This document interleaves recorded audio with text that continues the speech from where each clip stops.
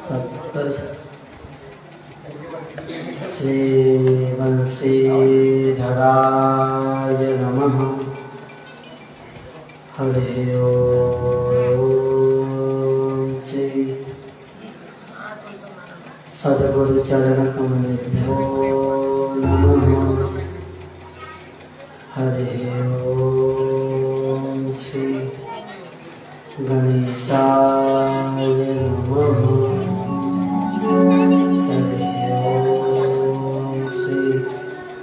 सरस्वत्यै नमः।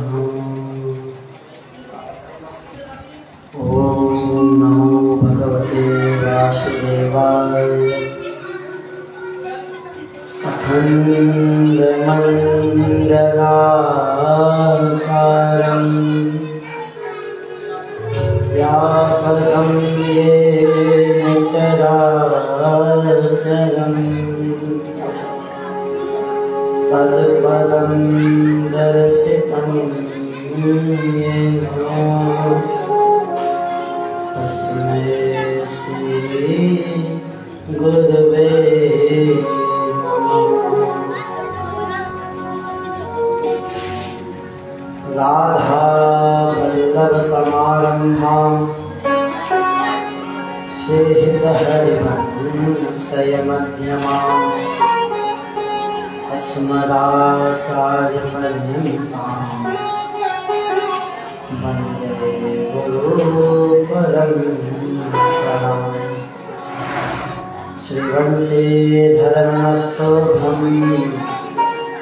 नमस्तुभ्यं दयानिधे। नमस्ते जगदाधारे। नमस्ते कुंज विहारिणे। यस्या कदापि वसनाञ्चलखे अनुत्थः धन्यामि धन्यपवनेन कृतात्मा। योगनिन्ददुर्गं गतिमदशूरनोति तस्या नमस्तविशुभान्भवोऽतिशेऽपि। वंशीविभूषितकरान्नवनीलाभात् पीताम्बरागरुणब्रह्मफलाधरोष्ठा। पूर्णन्दसुन्दरमुखादरविन्दनेत्रात् कृष्णात् परं किमपि तत्त्वमहं न जाने। राधा मेरी स्वामिनी मैं राधे दुर्गदास। जन्म जन्म मोह दियो श्री चरण निवास। जय जय श्री राधारमण। जय जय नवल किशोर। जय गोपी चित्त चोर प्रभु। जय जय माखन चोर। रामाय रामभद्राय रामचन्द्राय वेदसे। रघुनाथाय नाथाय सीताय पतये नमः। मनोजवं मारुततुल्यवेगं जितेन्द्रियं बुद्धिमतां वरिष्ठम्। वातात्मजं वानरयोग्यमुख्यं श्रीरामदूतं शरणं प्रपद्ये। चरणकमलहरिवंश के प्रणमो बारंबार। विघ्नहरण मंगलकरण भवबंधन छेदन। बंदो श्री हरिवंश के चरण। बंदो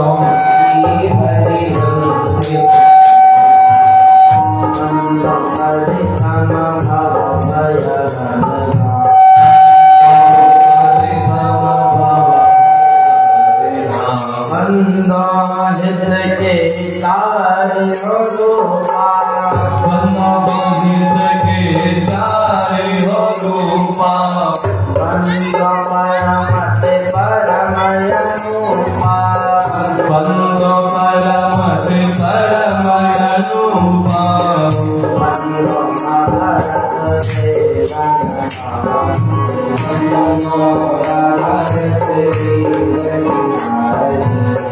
बंदो कृष्ण के कान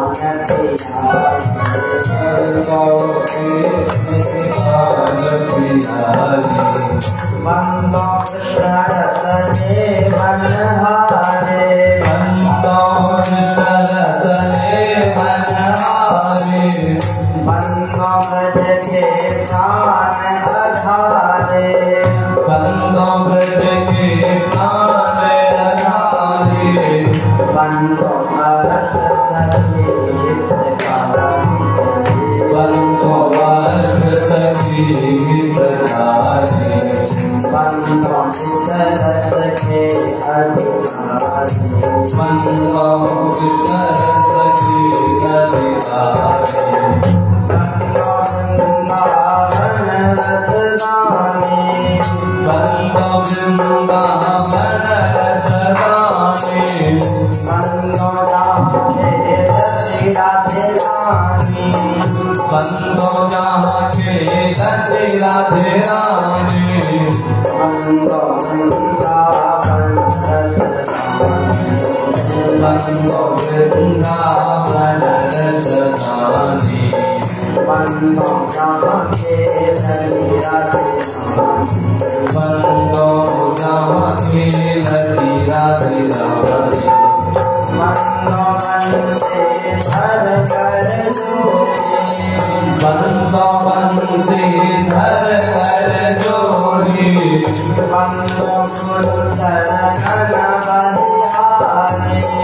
बंदो गुरु चरण बलिहारी बंदो गुरु चरण बलिहारी बंदो बंसे भर कर बंदो बंसी धर कर जोड़ी बंदो गुरु चरण बलिहारी बंदो गुरु चरण बलिहारी जय गुरु जय गुरु जय गुरु जय जय जय गुरु जय गुरु जय गुरु जय जय जय गुरु जय गुरु जय गुरु जय जय जय गुरु जय गुरु जय गुरु जय जय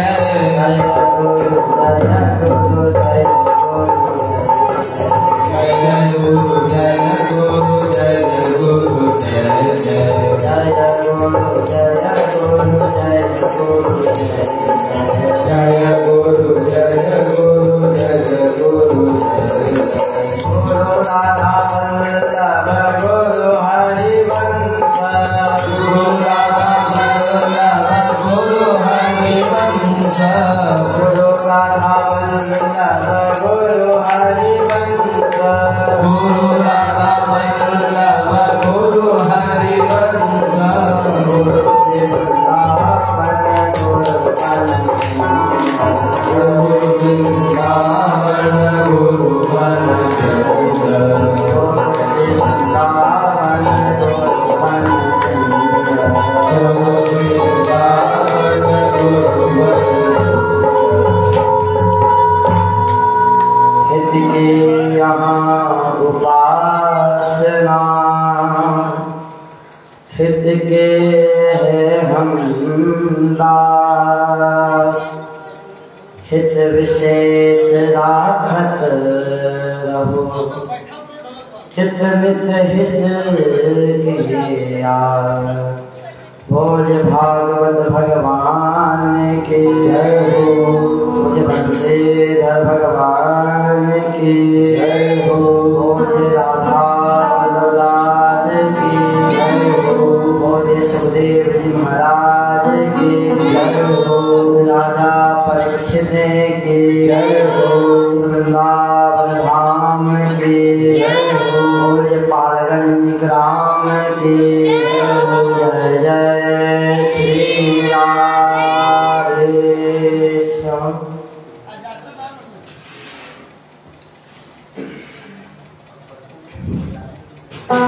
परम मंगलमय अनंत कोटि ब्रह्मांड नायक अचिंत चिंत करुणा वरुणाद भक्त वांछा कल्पतरु सच्चिदानंद स्वरूप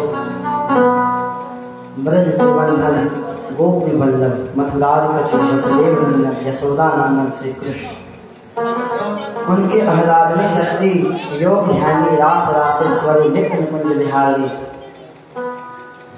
श्री राधा रानी राधा कृष्ण की शब्द में मूर्ति श्रीमद् भागवत महापुराण के चरणों में मेरा कोटि कोटि प्रणाम हो। और आज हम सबका पुनः भाग का उदय हुआ, जो षष्ठम की कथा में श्रवण करने के लिए एकत्रित हुए हैं। हमने कहा था जन्मांतरे भवित पुण्यम कदा भागवतम नभेत। जब जन्म जन्मांतर का भाग का उदय होता है तब श्रीमद् भागवत का कथा श्रवण करने का अवसर प्राप्त होता है। ये हम नहीं, ये सनकादि ऋषि कहते हैं। आप जो जिस भागवत को श्रवण करने के लिए आज यहाँ एकत्रित हुए हैं, ये जो भागवत है वो देवताओं को भी दुर्लभ है। देवताओं को बहुत दुर्लभ है। और श्रीमद् भागवत की जो कथा है वो स्वर्ग में नहीं है, वैकुंठ में नहीं है। भागवत की कथा इस मृत्यु लोक पर है। इसलिए जब तक हमारा जीवन है तब तक कथाओं का श्रवण करते रहिए। हमने कहा था भागवत क्या है? निगम वेद रूपी का पका हुआ फल है। इस फल का जितना रस पी सको उतना रस पिए। हमने कल की कथा में श्रवण किया था कि भगवान गिरिराज जी का पूजा कर रहे हैं और 56 प्रकार का भोजन पा रहे हैं। आज हम सब 6वें दिन की कथा में प्रवेश करेंगे। उससे पहले हमारा शरीर तो यहाँ है परंतु हमारा मन कहाँ है? घर में। उस मन को यहाँ लाने के लिए हरि नाम संकीर्तन करिए। दोनों हाथ उठा करके कहिए श्री राधे राधे गोविंद गोविंद राधे राधे गोविंद गोविंद राधे राधे राधे गोविंद गोविंद राधे राधे गोविंद गोविंद राधे गोविंद राधे मेरो गोपाल राधे गोविंद राधे मेरो गोपाल राधे गोविंद राधे मेरो गोपाल राधे गोविंद राधे मेरो गोपाल राधे गोविंद राधे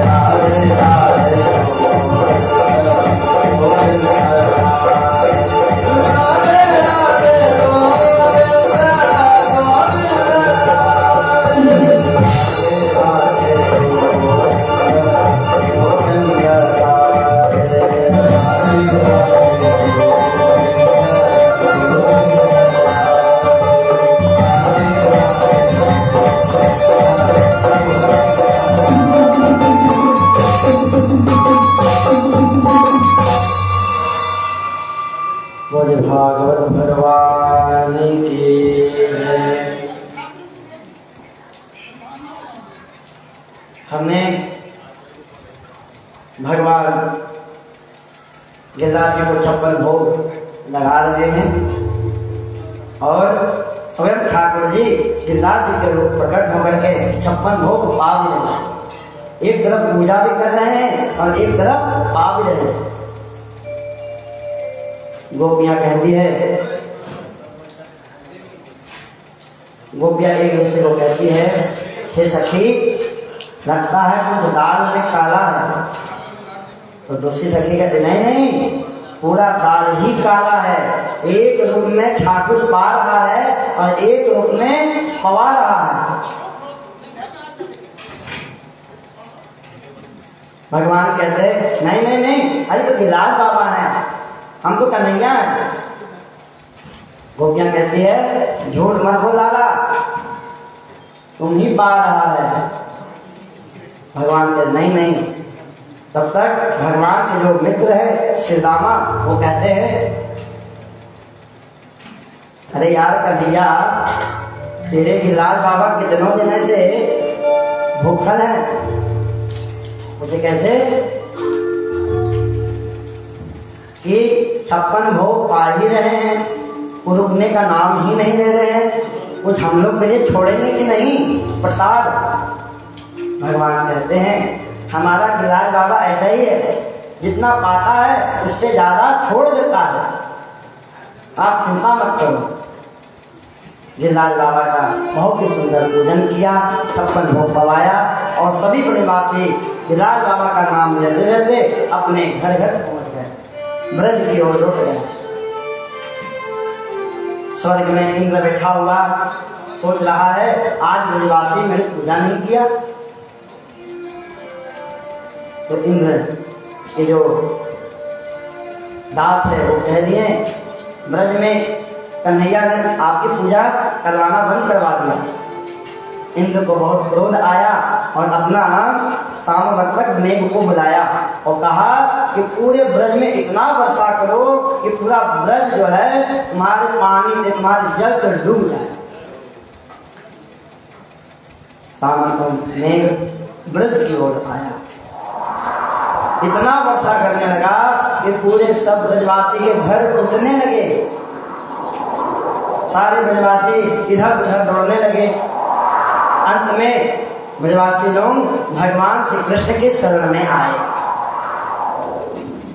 कहा कृष्ण कृष्ण महाभाग त्वन्नाथं गोकुलं प्रभो दासोर्महसे देवन्ना गोपिदास भक्तवत्सलः। हे कृष्ण हे माधव हमारी रक्षा करो, इंद्र हमसे रुष्ट हो गया है, पूरा मेघ बरस रहा है, ब्रज में लग रहा है, पूरा ब्रज में सुनामी आ रहा है, मेरी रक्षा करो। भगवान कहते हैं आप धैर्य रखो ब्रजवासी, जिनकी पूजा हमने की है वही हमारी रक्षा करेंगे। और सभी ब्रजवासी गिरिराज जी के शरण में जाने लगे और गाते जा रहे हैं गिरिराज धरण प्रभु तुम्हारे शरण, गिरिराज धरण प्रभु तेरे शरण, गिरिराज धरण प्रभु तुम्हारे शरण, श्री गिरिराज धरण प्रभु तेरे शरण, गिरिराज धरण प्रभु तुम्हारे शरण, श्री गिरिराज धरण प्रभु तेरे शरण। सब गाते गाते गिरिराज जी के तलहटी पर पहुंचे और भगवान ने क्या किया, कहने लगे हे ब्रजवासी, जो गिरिराज बाबा है ना मेरे कानन में कहा कि तुम मेरे को अपने उंगली पर उठा लो, मैं उठ जाऊंगा। ब्रजवासी ने भगवान की बातों पर विश्वास कर लिया और भगवान इस प्रकार एक मुद्दे को हम लोग उठाकर कैसे फेंक देते हैं, भगवान ऐसे ही गिरिराज जी को बाएं हाथ से उठाकर कलश को धारण कर लिए। गिरिराज धरण के भगवान गिरिराज जी का राज्य को अपने कनिष्ठ उंगली में धारण कर लिए हैं। नख पर गिरवर लीनो धार, कन्हैया मारो छोटो। नख पर गिरवर लीनो धार, कन्हैया मारो छोटो।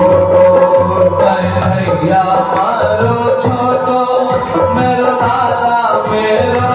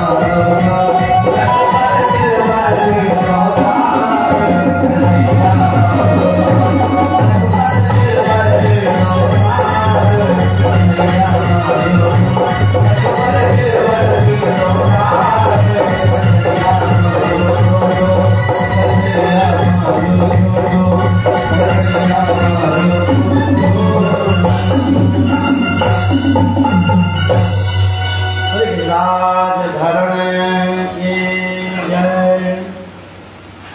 भगवान गोवर्धन को अपने कनिष्ठ उंगल में धारण कर लिए और सभी ब्रजवासियों को कहा, हे ब्रजवासियों, अपनी गाय और अपने खाने पीने की सामग्री सब इस गोवर्धन जी के नीचे ले आओ। तो सभी ब्रजवासी गोवर्धन जी के तलहटी पर चले गए। गोवर्धन जी कितने बड़े हैं? पूरे 7 कोस में फैले हुए हैं। 7 कोस मतलब एक कोस का 3 किलोमीटर, तो 7 या 21 किलोमीटर तक गोवर्धन फैला हुआ है। उतना लंबा भगवान ने कनिष्ठ उंगली में धारण कर लिया। अच्छा, 7 कोस का कितना महिमा है आपको बताऊं। 7 कोस का गोवर्धन, मथुरा से गोवर्धन 7 कोस, वृंदावन से गोवर्धन 7 कोस, बरसाना से गोवर्धन 7 कोस और नंदगांव से गोवर्धन 7 कोस। मतलब पूरे ब्रजमंडल का बीच जो स्थान है वो गोवर्धन है। और इतना ही नहीं, 7 का कितनी महिमा है?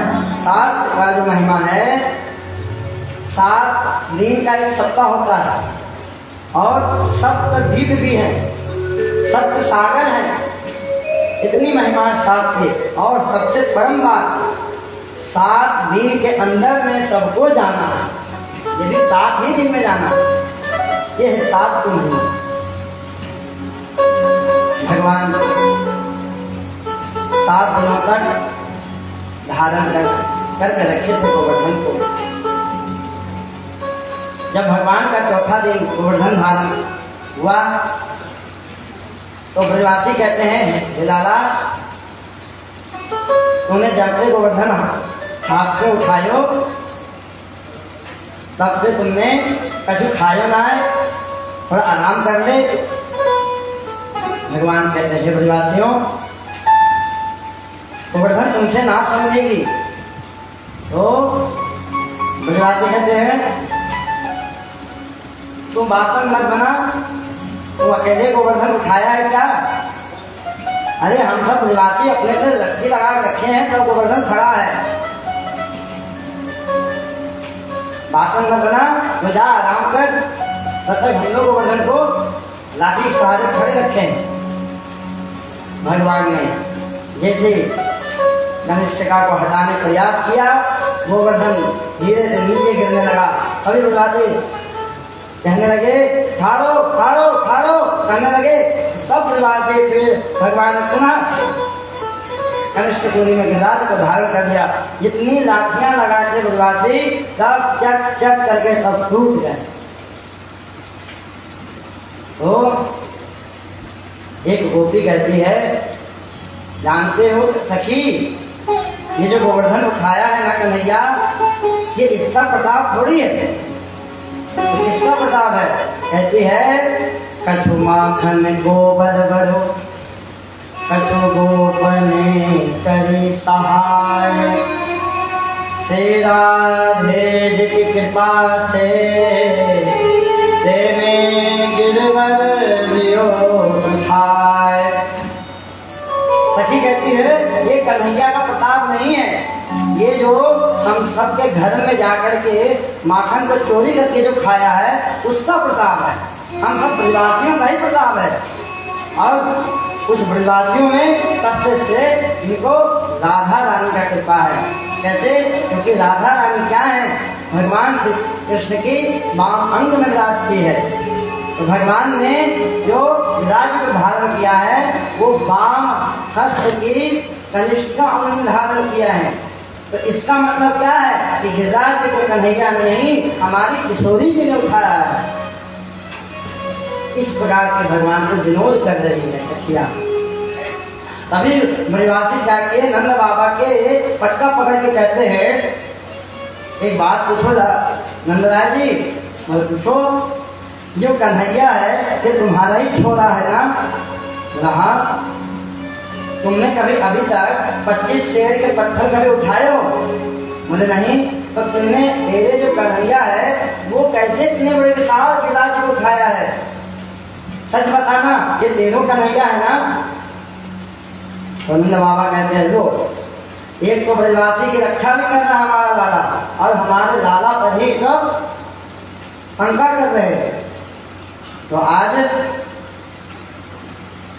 नंद बाबा गर्गाचार्य जी का किया हुआ भविष्यवाणी को कहते हैं कि जब गर्गाचार्य जी इनका नामकरण कर रहे थे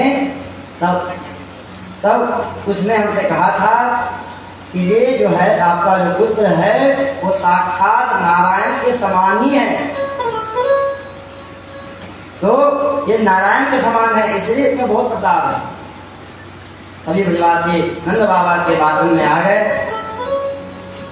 इंद्र ने स्वर्गलोक सोचा, जब चलो ब्रज में जाकर देखते हैं क्या हुआ। इंद्र ब्रज में आया, ब्रज में क्या दिख रहा है कि चारों तरफ धूल ही धूल उड़ रही है, पानी का एक बूंद नहीं है।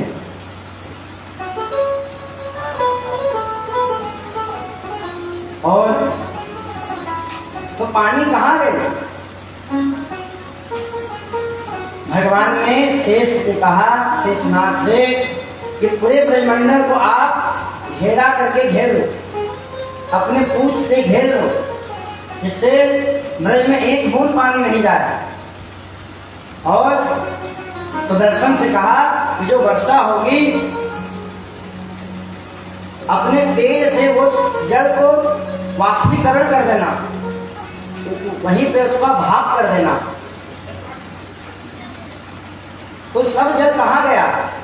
तो कहते हैं वो सब जल अगस्त ऋषि ने पान कर लिया। इनकी कथा रामायण में आती है। सीता जी एक बार ब्राह्मण को भोजन कराने का उनका बहुत इच्छा हुई, तो ब्राह्मण आते, परंतु सीता जी को संतोष नहीं होता। कोई ऐसा ब्राह्मण मिले जो हमको भी लगना चाहिए कि ब्राह्मण पाए हैं मेरे यहाँ। भगवान राम समझ गए, इशारा कर दिया अगस्त ऋषि को। अगस्त ऋषि कौन है? ये वही ऋषि हैं जो एक बार में पूरा समुद्र को पी गए थे। तो अगस्त ऋषि को इशारा किया और अगस्त ऋषि जो हैं अयोध्या में पधारे। राम ने कहा आप आज हमारे इतने बड़े भाग्य संत पधारे हैं। उनका स्वागत सत्कार किया और सीता जी को कहा कि इनको भोजन करवाओ। अब अगस्त ऋषि पाने शुरू किए, पा रहे हैं। अंत में सीता जी रसोई बनाते बनाते थक गए और तो उन्होंने क्या किया, गणेश जी को बुलाया और उनकी पत्नी रिद्धि और बुद्धि को बुलाई। यहाँ तक कि उनके जो पुत्र है शुभ और लाभ, उनको भी बुलाई। गणेश जी पूरा रसोई बना रहे हैं, अगस्त जी को पवा रहे हैं। अयोध्या में अन्न का कमी होने लगा। सीता जी राम जी कहती है, हे प्रभु कौन ब्राह्मण को आपने बुला दिया जो उनका भोजन पूर्ण हो ही नहीं रहा है। राम जी कहते हैं तुम्हारा ही तो मन था कि कोई बढ़िया ब्राह्मण आवे। तो सीता जी कहते हैं प्रभु हमने ये नहीं कहा था कि अगस्त जी को बुलाना है। तो राम जी कहते हैं नहीं तुमने कहा था ब्राह्मण बुलाने, ब्राह्मण कोई भी हो सकता है। तो मुझे अगस्त ऋषि मिले, हमने कह दिया। सीता जी राम जी कहते रुकिए हम मनाते हैं अगस्त ऋषि को। कहते हैं महाराज जब आधा भोजन हो जाता है ना तब एक गिलास पानी पिया जाता है। तो अगस्त जी कहते हैं कि आधा भोजन होगा तो मैं स्वयं पी लूंगा, आपको कहने की कोई जरूरत नहीं। सीता जी का दिमाग घूम गया कि महाराज अभी तक आपका आधा भोजन नहीं हुआ है। बोले नहीं।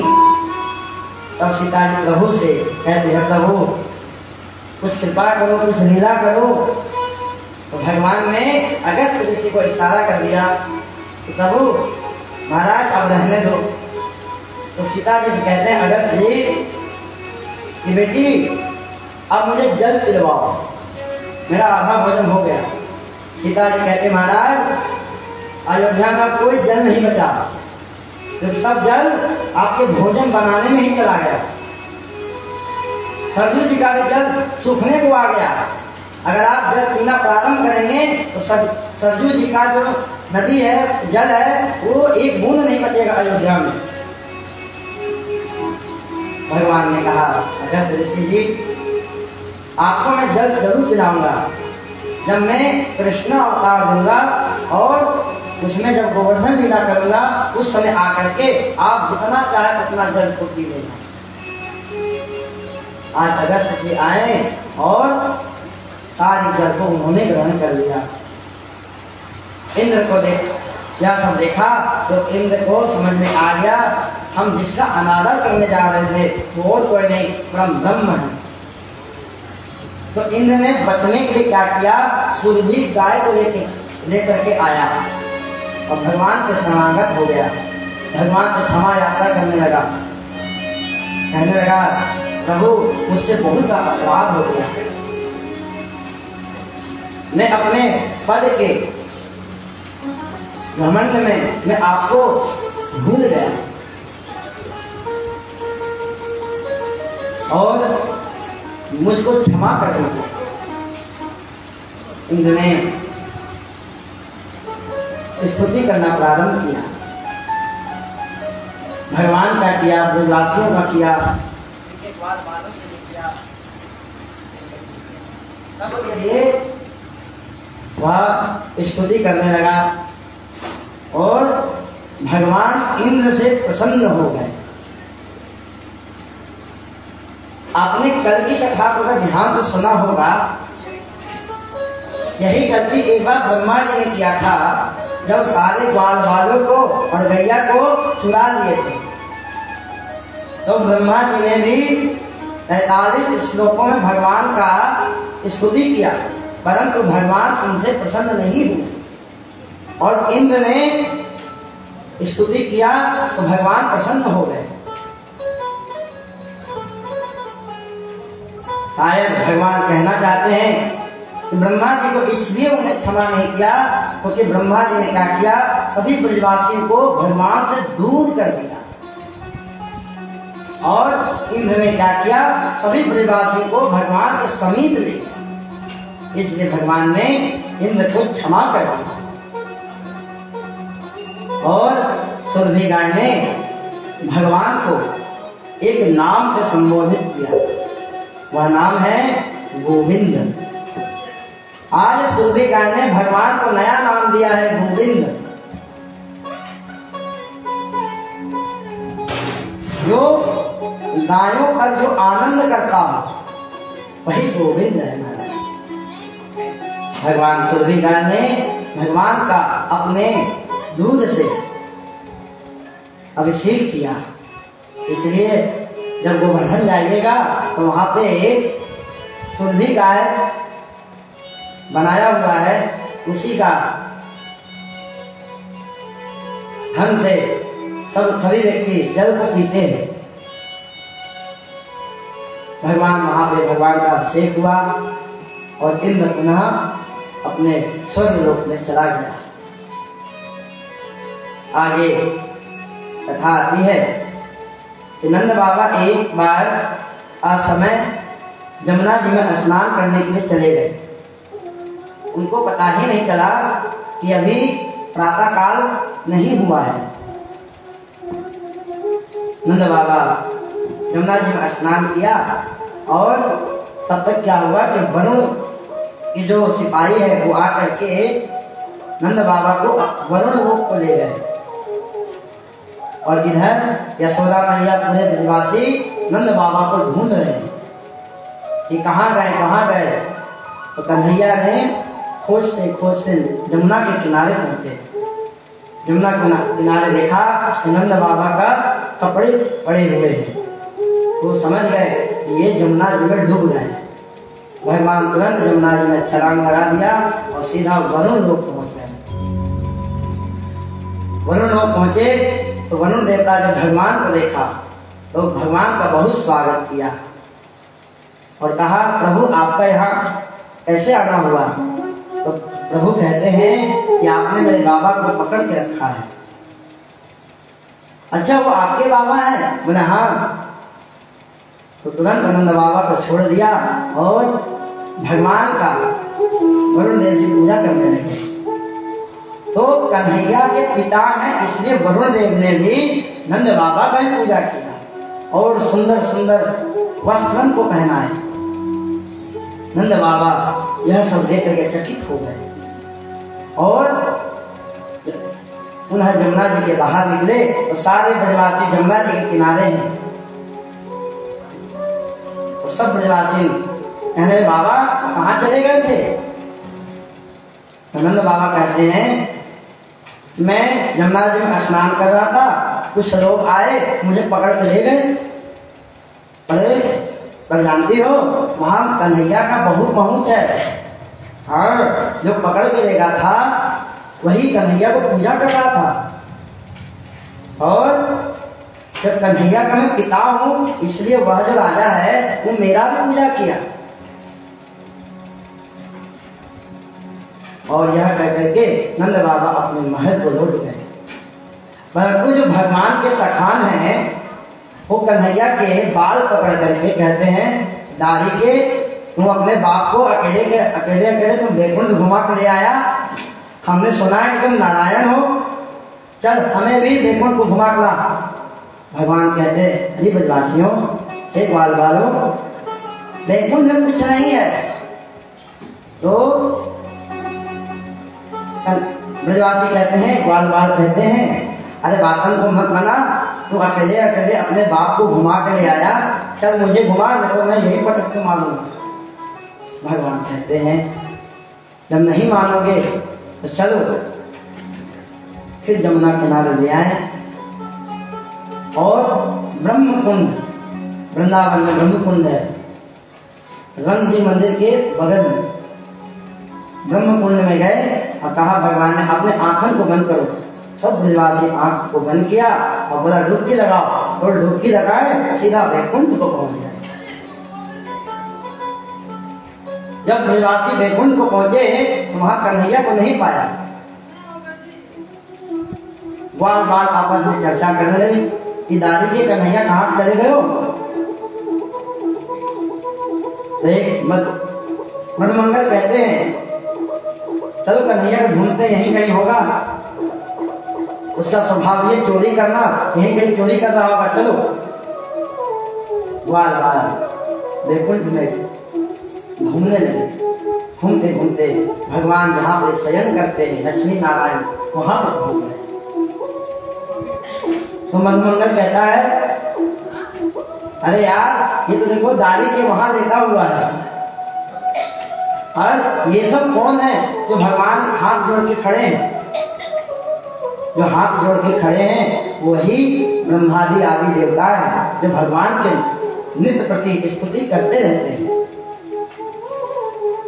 सब बाल वालों दरवाजे तक पहुंचे तो जय विजय उनको रोक दिया।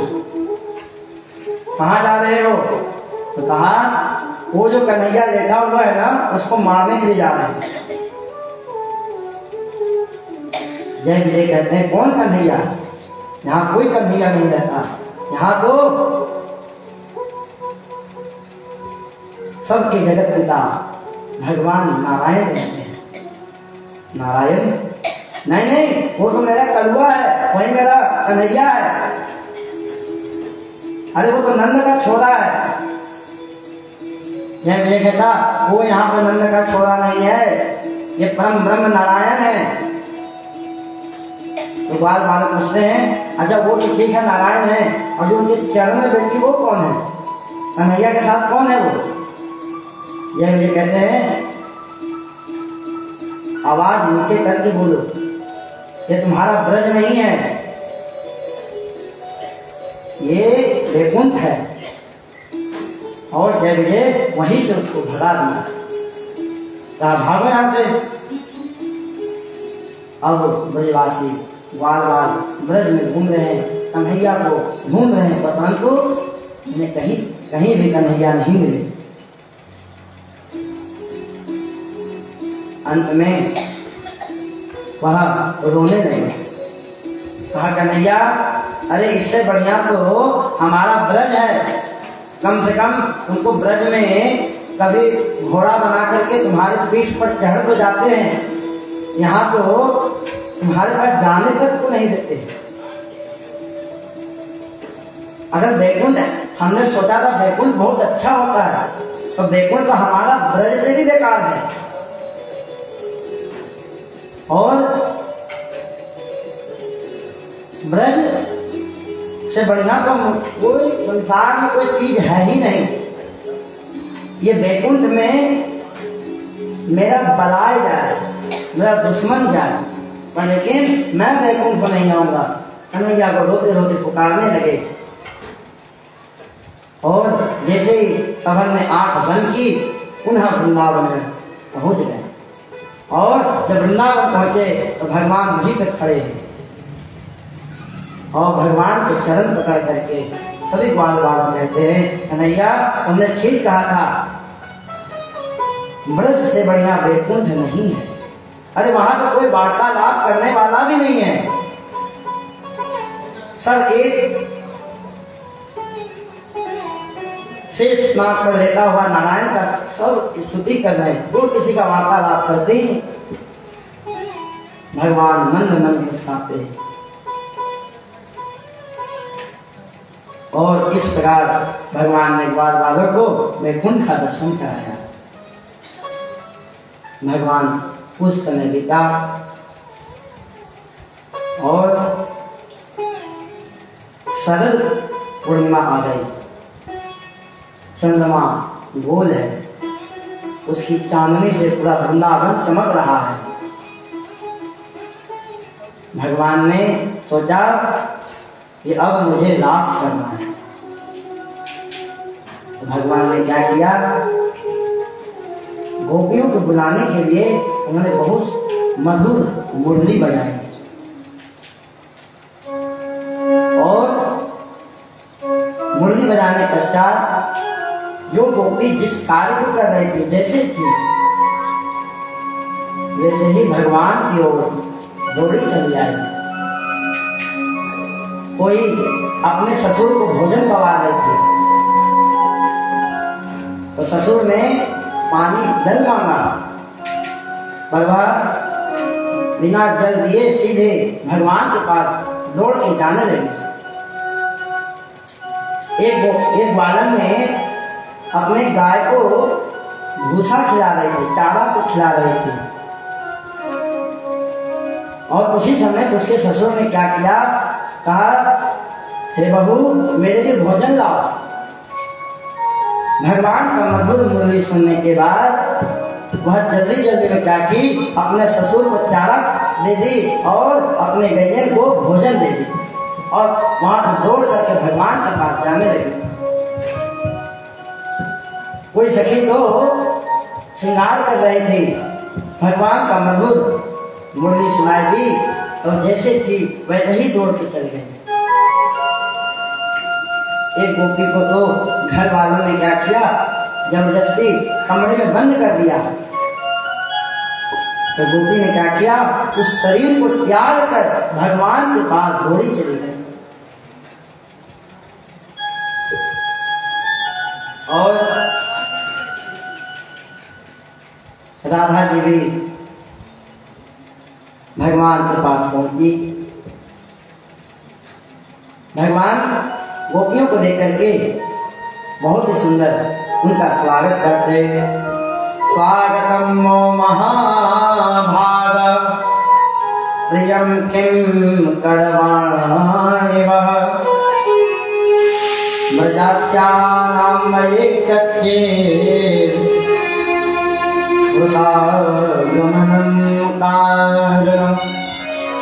स्वागत है गोपियों, स्वागत है। क्या बात है, आज सब गोपी यहाँ पर लगता है तुम अपने घर को जा रही थी, मानो लगता भटक गई हो। परंतु एक साथ इतनी सारी गोपियां मानो भटक गई, लगता और कुछ कारण होगा। भगवान ने कहा, हे गोपी, तुमको इतनी रात पर यहाँ नहीं आना चाहिए। इतनी रातों को तुम अगर वन में भ्रमण करोगे तो हिंसक जीव आकर के तुम्हें मार देगा। एक काम करो, तुम पुनः अपने घर की ओर लौट जाओ। भगवान ने कहा, लगता है मेरी मुरली का धूम सुन करके तुम यहाँ आए हो,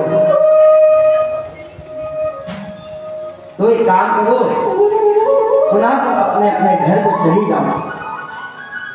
क्योंकि एक स्त्री का परम धर्म है अपने पति का सेवा करना। एक स्त्री का पति के प्रति श्रद्धा होना चाहिए। भगवान एक गोपियों को एक भाव सुनाते हैं। लगता है गोपी, तुम्हें एक सती के बारे में तुमको लगता है नहीं मालूम है। मैं तुम्हें एक कथा सुनाता हूं। भगवान कहते हैं, एक नगर में बहुत पवित्र पतिव्रता नारी रहती। वह अपने पति का बहुत सेवा करती। एक दिन पति अपनी पत्नी के गोद में सिर रख करके सो गया और बगल में ही उसके पुत्र खेल रहा था। पुत्र खेलते खेलते अग्निकुंड के पास पहुंच गया। उस सती ने सोचा, अगर मैं उस पुत्र को बचाती हूं तो मेरा पतिव्रत धर्म नष्ट होता है। अगर मैं पतिव्रत धर्म को अगर तोड़ती हूं तो मेरा पुत्र बच जाएगा। सती असमंजस में पड़ गई। तो अंत में वह सती ने सोचा कि भले ही मेरा पुत्र अग्निकुंड में गिर जाए, परंतु मैं अपना पतिव्रत धर्म को नहीं तोड़ूंगी। संयोग ऐसा हुआ, वह जो बालक है वो अग्निकुंड में गिर गया। माँ तो माँ होती है, उसकी आंखों में आंसू आ गए, परंतु वह अपने पति को नहीं जगाई, नहीं उठाई। पति का जब नींद पूरा हुआ वह उठा, तुरंत अग्निकुंड के पास गई तो देखती है क्या, ये वो बालक अग्निकुंड में आराम से खेल रहा है। क्यों? क्योंकि वो सती के प्रताप को अग्निकुंड उनसे डर गया। अगर मैं इस सती का अपमान कर दूं, इस बालक को मैं अगर जला दूं तो सती मुझे छोड़ेगी नहीं। ये है सती धर्म। तुम्हें समझ में आ गया गोपियों? एक काम करो, अब चले जाओ, अपने पति का सेवा करो, यहाँ वन में मत भटको। तो गोपियां कहती है, प्रभु आपने एक सुंदर भाव को सुनाया, पर मैं भी आपसे एक सुंदर भाव को सुनाना चाहती हूँ। भगवान ने कहा सुनाओ। तो गोपी कहती है, एक नगर में पवित्र पतिव्रता धर्म की सती रहती थी। वो ब्राह्मण कुल की थी, पर उस ब्राह्मण का जजमान बहुत कम था, जिसके कारण उसका घर नहीं चल पाता था। तो वह ब्राह्मण सोचा कि मैं बाहर जाकर के कुछ धन कमा करके आऊं और अपने गांव में ही एक व्यापार को शुरू करूं। अपनी पत्नी से कहा, हे देवी, मैं 1 वर्ष के लिए मैं बाहर जा रहा हूं। तो सती कहती है कि स्वामी, अगर आप चले जाएंगे तो मैं कैसे पूजा करूंगा? तो पति ने क्या किया, इसकी चिंता मत करो, मैं अपना एक मूर्ति बना देता हूँ, तो उसी का रोज पूजा करके भोग लगा करके और स्वयं पाना। पत्नी ने वैसा ही किया और उसके पति विदेश चले गए। और 1 वर्ष के बाद वह दरवाजे पर खड़ा हो गया। उसका पति आया और जो सती है उस समय उस मूर्तिमान पति का पूजा कर रही थी। और जो ओरिजिनल पति है वो दरवाजे में खड़ा है और आवाज दे रहा है, हे देवी मैं आ गया हूँ, हे देवी मैं आ गया हूँ। अब आप ही बताओ कन्हैया, उस सती का क्या धर्म है? अगर वो पूजा छोड़ के जाती है तो भी पतिव्रत धर्म नष्ट होता है, अगर वो दरवाजा को नहीं खोलती है तो भी पतिव्रत धर्म नष्ट होता है।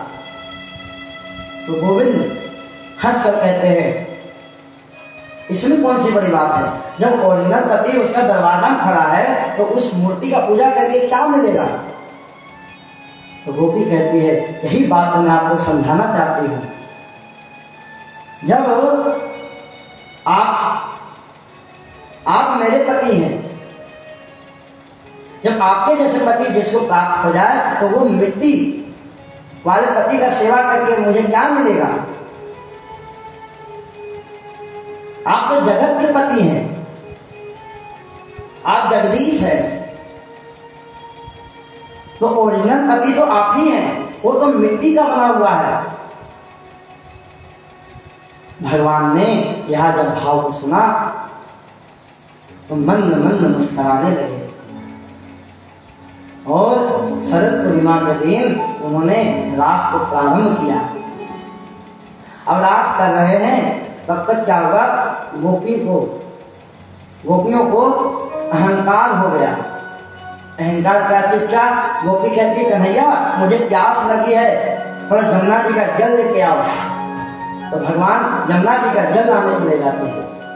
कोई गोपी कहती कि मेरे पैर बहुत दर्द कर रहा है, तो भगवान के चरण डालते हैं। अब गोपियों को लगने लगा कि भगवान मेरे आधीन हो गए। भगवान यह भाव को समझ गए और अचानक बीच नहीं वो अंतर ध्यान हो गए और राधा जी को लेकर के कहीं और चले गए। गोपियां विलाप करने लगी। गोपियों का विलाप देख करके राधा जी से रहा नहीं गया और कहती कन्हैया गोपियों का विलाप नहीं देखा जा रहा है, काम करो, चलो पुनः उनके पास चलते हैं। भगवान कहते हैं ठीक है चलो आगे बढ़ो। राधा जी ने जैसे अपना कर्म आगे किया, जैसे भगवान ने राधा जी को छोड़कर अंतर ध्यान रखा।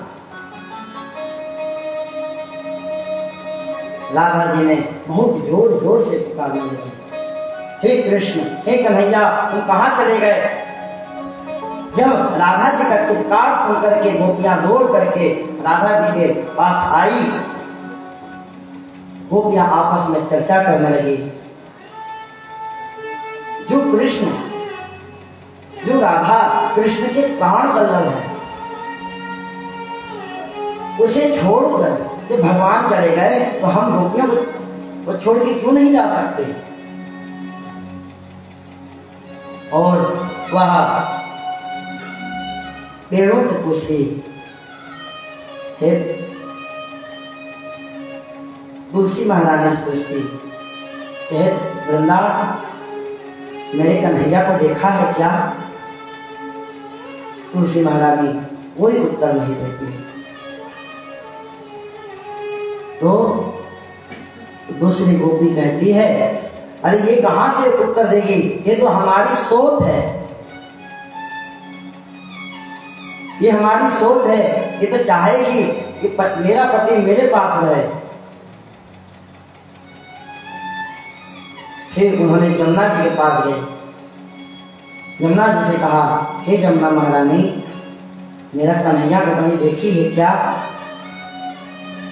जब कोई उत्तर नहीं मिला तब गोपी ने कहा, अरे ये भी कहां से देगी, ये भी तो हमारी सोच ही तो है। इस प्रकार करके वो पूरा वृंदावन में भटक रहे हैं, सभी विलाप कर रहे हैं। किसी गोपी ने कहा कि जो वस्तु जिधर होता है वहीं पे ढूंढो वहीं मिलेगा। और सब गोपीजन बंसी वट पर आकर के बैठ गए और कहने लगे कि भगवान का अभिनय करो तो भगवान रिझ जाएंगे और पुनः आ जाएंगे। कोई गोपी पुतना का रोल निभाती, कोई गोपी माखन चोरी करती, कोई गोपी मट्टी खाती। इस प्रकार करते हुए भी भगवान नहीं आए, तब वह मूर्छा होने लगी, गिरने लगी। और सभी गोपी ने बहुत सुंदर भगवान की स्तुति की, जिसको गोपी गीत कहते हैं। जयति तेऽधिकं जन्मना व्रज शयत इंदिरा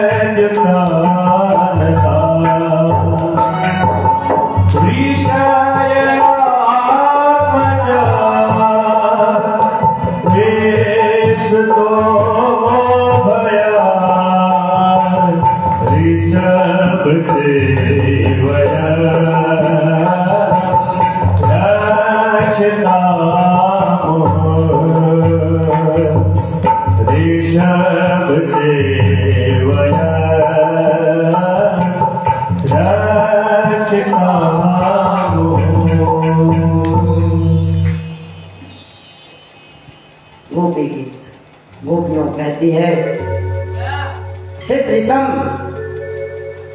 मेरे और तुम्हारे बीच में जो नुक्का छुपी का जो खेल चल रहा है, मैं सब जानती हूँ। तुम नुक्का छुपी मुझसे खेल रहे हो, तो मैं तुमको नहीं ढूंढ सकती, मैं तुमको नहीं ढूंढ पाई। इसलिए खेल को यही समाप्त करो और हमारे पास आ जाओ। अरे वृंदावन की शोभा तो आपसे ही तो है। आप अगर वृंदावन छोड़ के चले जाओगे तो हम किसके सहारे जिएंगे?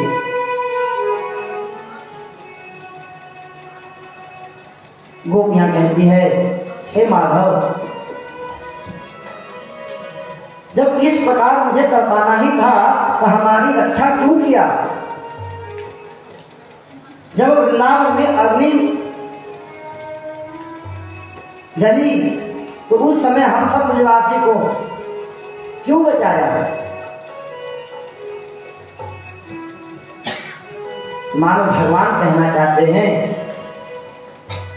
अभी भी कुछ नहीं बिगड़ा है, अभी भी तुम मर जाओ। पर गोपियां कहती हैं नहीं नहीं, हम आपके मर भी तो नहीं सकते, हम आत्महत्या भी तो नहीं कर सकते। क्यों? तब कथामृतम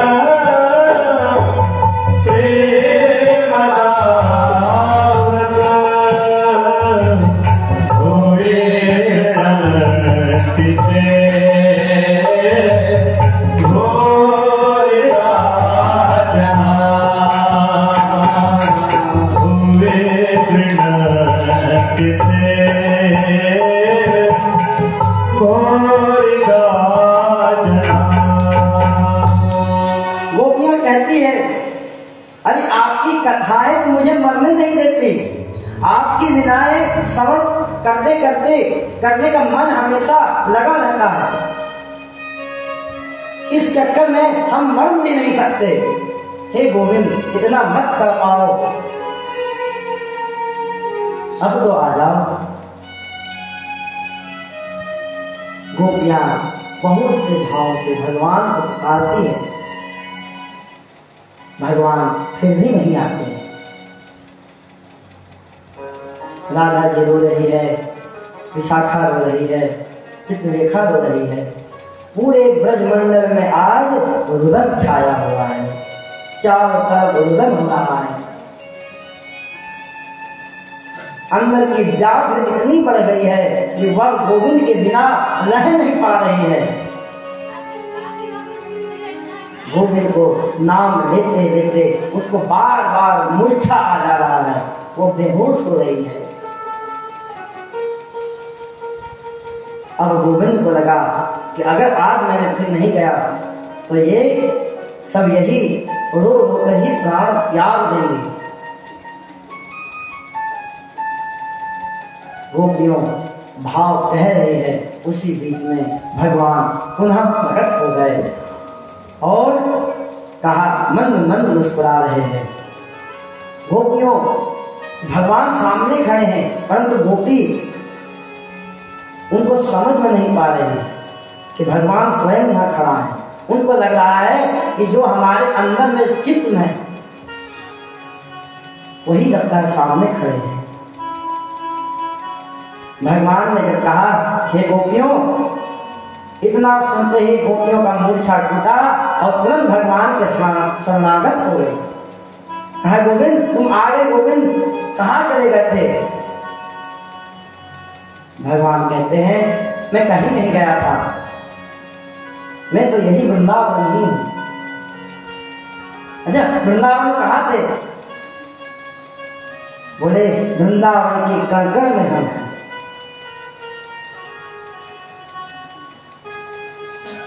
अच्छा, तुम अचानक चले क्यों गए थे? तो भगवान कहते हैं, देखो, प्रेम जो होता है, प्रेम की परीक्षा कब होती है? जिस पर आप विश्वास कर रहे हैं, प्रेम कर रहे हैं, उसकी परीक्षा कब होती है? जब आपसे वो अलग हो जाता है। अगर आप उसके बिना नहीं रह पा रहे हैं, आपसे बहुत प्रेम है और हमेशा उसकी यादों को पुकारते रहते हैं, बोलते रहते हैं, वह प्रेम है। भगवान कहते हैं, मैं अंतर्ध्यान इसलिए हुआ था कि मैं जान सकूं कि तुम सब मेरे से कितना प्रेम करती हो। अरे यही बात तो एक बार